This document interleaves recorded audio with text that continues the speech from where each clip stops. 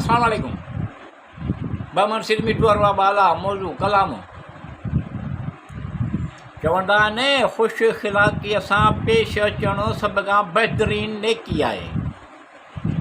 कुदरत जे कारखाने ते फ़िक्रु करणु इबादत आहे। चवंदा आहिनि ख़ुशि इख़्लाक़ीअ सां पेश अचणु सभ खां बहितरीन नेकी आहे। कुदरत जे कारखाने ते फ़िक्रु करणु इबादत आहे।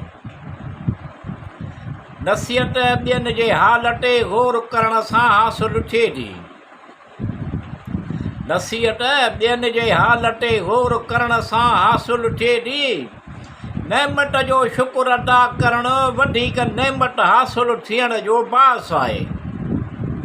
चवंदा आहिनि ख़ुशि इख़्लाक़ीअ सां पेश अचणु सभ खां बहितरीन नेकी आहे।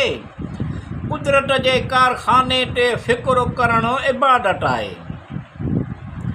तजुर्बा कॾहिं बि ख़तमु नथा थियनि, अकुलमंद उहो आहे।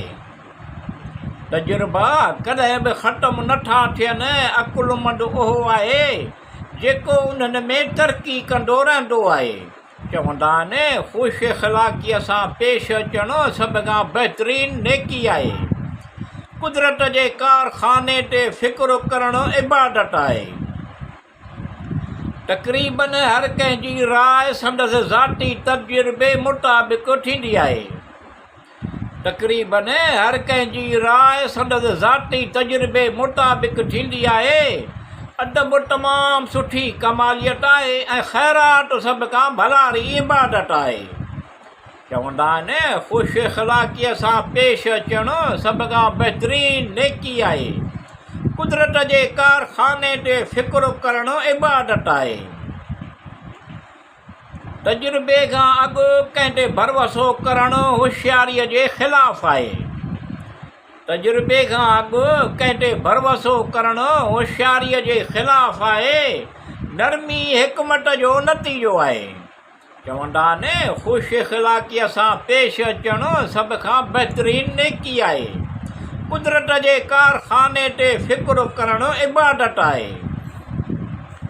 सिले रहमीअ सां ॼमार में इज़ाफ़ो थींदो आहे। सिले रहमीअ सां ॼमार में इज़ाफ़ो थींदो आहे। अल्लाह रब्बुल आलमीन अर्रहमानो रहीम करीम बुरदबार हलीम आहे, रहम करम कंदड़ आहे। चवंदा आहिनि ख़ुशि इख़्लाक़ीअ सां पेश अचणु सभ खां बहितरीन नेकी आहे। कुदरत जे कारखाने ते फ़िक्रु करणु इबादत आहे।